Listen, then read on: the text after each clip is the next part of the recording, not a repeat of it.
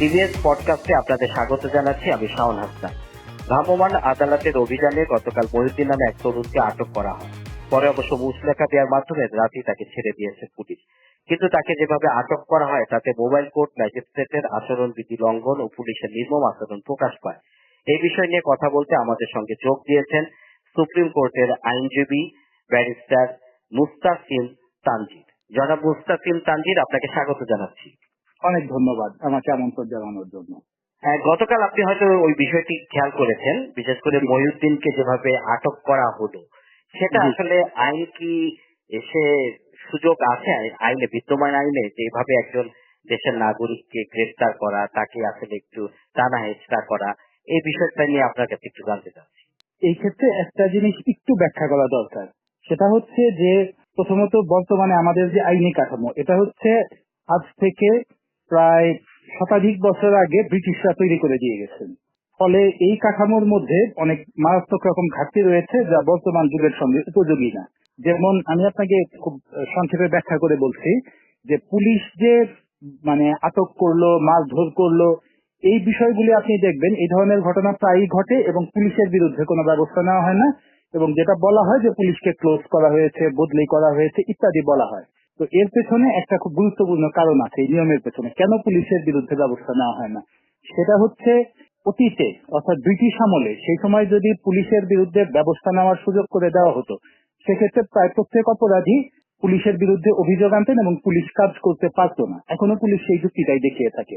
কিন্তু বর্তমানে যেটি ঘটেছে, বর্তমানে যুগের বিবর্তনের ফলে আমরা দেখেছি যে আপনি জানেন যে মাত্র 2-3 বছর আগে কিন্তু আমাদের সাক্ষ্য আইনে চরম গুরুত্বপূর্ণ একটি পরিবর্তন এসেছে, যেটি অধিকাংশ মানুষেরই চোখে রয়ে গেছে। সেটা হচ্ছে ভিডিও এভিডেন্স অ্যাড করা। অর্থাৎ এই ভিডিও এভিডেন্স অ্যাড করার বিষয়টি কিন্তু আগে ছিল না।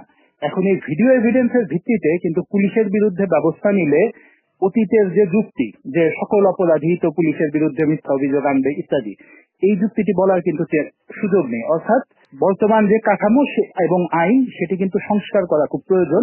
না হলে কিন্তু এই ধরনের ঘটনা আপনার সঙ্গে ঘটবে, আমার সঙ্গে ঘটবে, এবং পরবর্তীতে বলা হবে যে না, বিদ্যমান কাঠামোয় আসলে ব্যবস্থা নেওয়ার সুযোগ নেই এবং এই সুযোগ করে দিলে সকল অপরাধী পার পেয়ে যাবেন। তো যেটি ঘটেছে সেটি সম্পূর্ণ অনাকাঙ্ক্ষিত এবং আসলে আমরা বলতে পারি বেআইনি। কিন্তু আপনি যদি বিদ্যমান কাঠামো এবং অবস্থা যদি আপনি দেখেন, সেক্ষেত্রে কিন্তু আপনি দেখবেন যে শেষ পর্যন্ত পুলিশদের কিন্তু কিছুই হবে না, এবং এই কাঠামোর মধ্যে আসলে পুলিশের বিরুদ্ধে ব্যবস্থা নেওয়ার যে প্র্যাকটিক্যাল সুযোগ সেটি আসলে তেমন একটা নেই। তো সেক্ষেত্রে এটা তো আসলে অনেকটা মানবাধিকারেরও লঙ্ঘন। আমরা যেমন রাষ্ট্রের প্রত্যেকটি নাগরিকের মর্যাদা নিশ্চিত করার কথা বলি, সেটা কি মানবাধিকার লঙ্ঘন। এবং আপনি সেক্ষেত্রে আমেরিকার যে ঘটনা, ওই পুলিশ কর্তৃক যে একজন ব্ল্যাক কমিউনিটির মেম্বারকে মেরে ফেলা হলো, সেই ভিডিওটা পাবলিসাইজ হলো, সেখানেও কিন্তু পরবর্তীতে পুলিশি ব্যবস্থা এবং পুলিশ আইনে ব্যাপক পরিবর্তন আসে। আমাদের দেশেও কিন্তু বর্তমানে এই বিদ্যমান আইনগুলোকে এই ভিডিও এভিডেন্সের বেসিসে ব্যাপকভাবে সংস্কার করা প্রয়োজন বলে আমি মনে করি, যেটি বর্তমানে আসলে খুবই অপ্রতুল।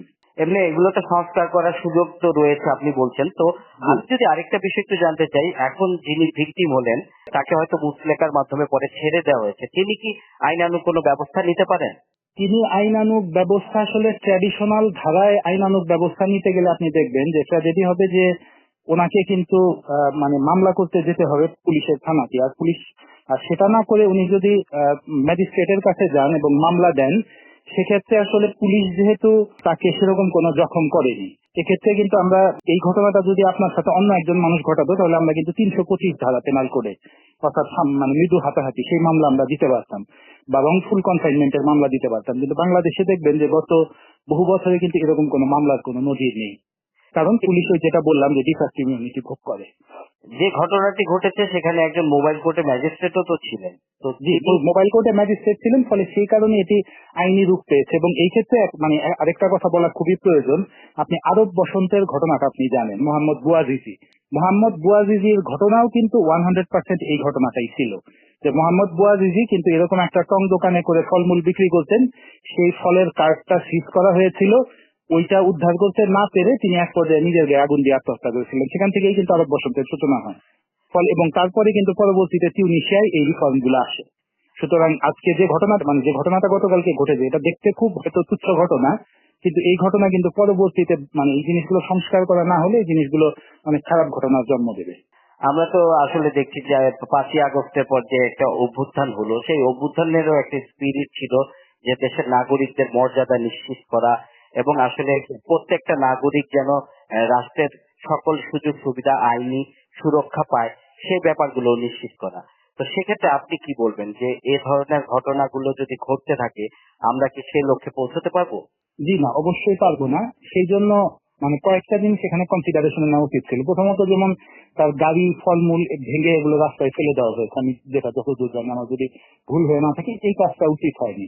তাকে সেখান থেকে সরিয়ে দেওয়া যেত বা তাকে কিছু জরিমানা করা যেত, কিন্তু তার রুজির সমস্ত উপকরণ গুড়িয়ে দেওয়া হলো, তারপর তাকে ফিজিক্যালি অ্যাসাল্ট করা হলো, তারপর তাকে অ্যারেস্ট করা হলো। এটা কিন্তু মাত্রাতিরিক্ত বল প্রয়োগের একটা উদাহরণ, যেটা আর কি কোনোভাবেই গ্রহণযোগ্য না। এবং এক্ষেত্রে কিন্তু অ্যাডমিনিস্ট্রেটিভ ভাবে সেই উক্ত ম্যাজিস্ট্রেট এবং পুলিশ উভয়ের বিরুদ্ধে ব্যবস্থা নেওয়া যায়, কিন্তু ব্যাপারটা কিন্তু মানে ওনাদের একটা ইমিউনিটি আছে। আমি যেটা বলছি, যেমন আমি আপনাকে জাস্ট একটা উদাহরণ দিই, যে কোনো বিচারক যদি কোনো অবিচার করেন সেক্ষেত্রে আপনি কিন্তু তার বিরুদ্ধে মামলা করতে পারেন না। কেন? কারণ জুডিশিয়াল অফিসার্স প্রোটেকশন অ্যাক্ট 1926 আছে।